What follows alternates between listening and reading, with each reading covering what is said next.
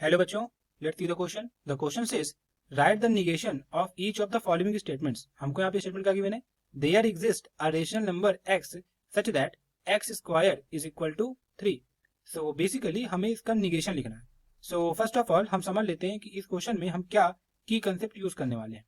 Basically इस question को solve करने के लिए हमें पता होना चाहिए निगेशन के बारे में, क्या कि निगेशन का मतलब क्या होता है, इसको कैसे फॉर्म किया जाता है। हम इसको एग्जाम्पल के तौर पर समझते हैं। हमसे कोई कहता है the sum of 2 and 3 is equal to 5।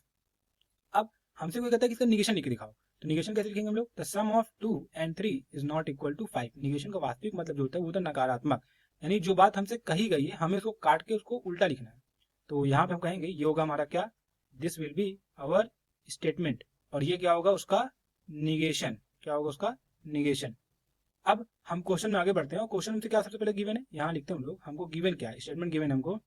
There, यहाँ लिखेंगे हम लोग there exist a rational number, यहाँ लिखेंगे a rational number x such that x square is equal to 3।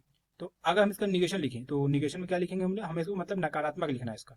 तो जो सबसे पहला तरीका लिखने का वहाँ यहाँ लिखेंगे हम लोग देयर, यहाँ लिखेंगे there does not exist, there does not exist a rational number, यहाँ लिखेंगे अ रेशनल नंबर x, ये हो जाएगा such that x square is equal to 3। ये हो गया हमारा पहला तरीका।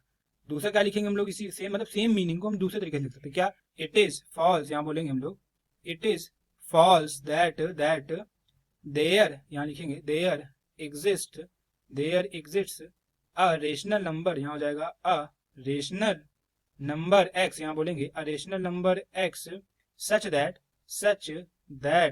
X square is equal to 3। ये हो गया हमारा दूसरा तरीका लिखने का। मतलब क्या है कि हम निगेशन को कई अलग अलग तरीके से लिख सकते हैं। So this is the final answer to this question. I hope you have understood everything very well. Thank you and all the best.